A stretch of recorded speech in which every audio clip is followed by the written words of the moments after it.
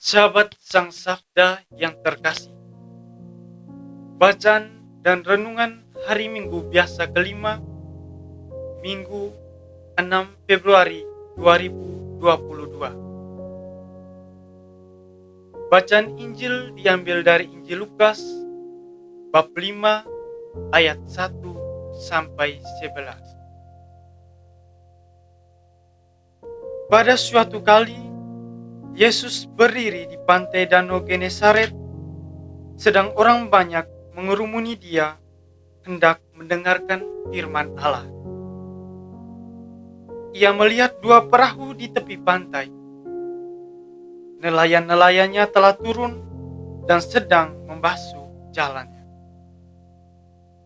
Ia naik ke dalam salah satu perahu itu, yaitu perahu Simon, dan menyuruh dia supaya menolakkan perahunya sedikit jauh dari pantai. Lalu ia duduk dan mengajar orang banyak dari atas perahu. Setelah selesai berbicara, ia berkata kepada Simon, "Bertolaklah ke tempat yang dalam dan tebarkanlah jalamu untuk menangkap ikan." Simon menjawab, "Guru, telah sepanjang malam kami bekerja keras dan kami tidak menangkap apa-apa. Tapi karena Engkau menyuruhnya, aku akan menebarkan jala juga." Dan setelah mereka melakukannya, mereka menangkap sejumlah besar ikan, sehingga jala mereka mulai goyah. Lalu mereka memberi isyarat kepada teman-temannya di perahu yang lain, supaya mereka datang membantunya. Dan mereka itu datang, lalu mereka bersama-sama mengisi kedua perahu itu dengan ikan hingga hampir tenggelam. Ketika Simon Petrus melihat hal itu, ia pun tersungkur di depan Yesus dan berkata, "Tuhan, pergilah daripadaku, karena aku ini seorang berdosa." Sebab ia dan semua orang yang bersama-sama dengan dia takjub oleh karena banyaknya ikan yang mereka tangkap. Demikian juga Yakobus dan Yohanes, anak-anak Zebedeus, yang menjadi teman Simon. Kata Yesus kepada Simon, "Jangan takut, mulai dari sekarang engkau akan menjala manusia." Demikianlah sabda Tuhan. Terpujilah Kristus. Sama saudara yang terkasih dalam terang Sang Sabda, Tuhan selalu punya cara tersendiri untuk menarik kita masuk ke dalam suatu bilangan tertentu. Yang ia minta ialah keterbukaan hati dan keberanian untuk menjawab setiap rahmat panggilannya. Keberanian ini memaksa kita untuk sedapat mungkin tahan uji dalam setiap pencobaan. Proses perjumpaan Yesaya dengan Tuhan, sebagaimana yang akan kita dengarkan dalam bacaan pertama hari ini, hendaknya hidup dalam keseharian kita. Yesaya yang pada awalnya merasa diri tidak layak akibat dosa-dosa dan kelemahannya, akhirnya dengan berani menjawab dengan lantang, "Inilah aku, utuslah aku." Keberanian Yesaya ini lahir atas suatu keyakinan bahwa Tuhan akan setia memampukan dia dalam menjalani setiap tugas perutusan ke depannya. Sama saudara yang terkasih dalam terang Sang Sabda, sebagaimana Yesaya, Paulus dalam bacaan kedua menyadari sungguh bahwa ia kecil dari antara para rasul.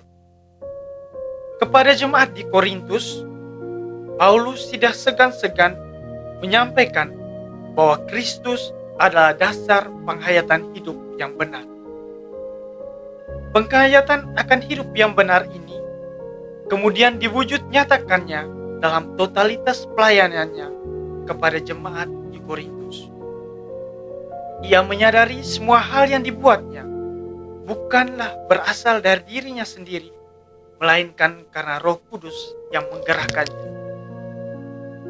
Sebab Injil yang kami beritakan bukan disampaikan kepada kamu dengan kata-kata saja, tetapi juga dengan kekuatan Roh Kudus dan dengan semua kepastian yang kokoh. Bandingkan 1 Tesalonika bab 1 ayat 5. Menyadari hal ini, ia pun dengan rendah hati menyebut dirinya sebagai hamba. Dengan menyebut diri hamba Kristus, Paulus menyatakan bahwa ia adalah milik Kristus yang siap melakukan apapun yang dikehendaki oleh Tuannya. Pernyataan ini dimaknai oleh Paulus sebagai jalan untuk menarik kembali jemaat Korintus kepada jalan yang benar. Karena baginya, perwujudan kasih Yesus ini menghendaki adanya suatu transformasi kasih dalam hidup manusia. Kasih haruslah turun menyentuh seluruh aspek kehidupan manusia. Kasih hendaknya mendekatkan orang kepada Tuhan, sumber kasih itu sendiri. Sama saudara yang terkasih dalam terang Sang Sabda, kasih Tuhan yang amat besar kepada manusia ini kemudian dinyatakan dalam bacaan Injil pada hari ini. Pada tempat yang pertama, Yesus menampilkan kebaikan kasih-Nya dengan cara melebur dalam hidup jemaat. Pernyataan ini didukung dengan tem mengerumuni, datang beramai-ramai mengelilingi. Melebur dalam jemaat menegaskan kepada kita bahwa Yesus sejatinya ada di antara kita. Ia setia menuntun dan menyertai setiap tugas dan keputusan kita. Sekarang, tugas kita ialah berani menjadikan tugas itu sebagai bagian dari diri kita. Sebagaimana Petrus yang dengan siap sedia mengikuti perintah Tuhan untuk menyebarkan jala, marilah kita pun dengan berani untuk menyebarkan jala kehidupan kita kemanapun. Berani untuk meninggalkan segala sesuatu yang membelenggu dan mengikat diri. Dan dengan lantang berkata, "Ya Tuhan, inilah aku, utuslah aku."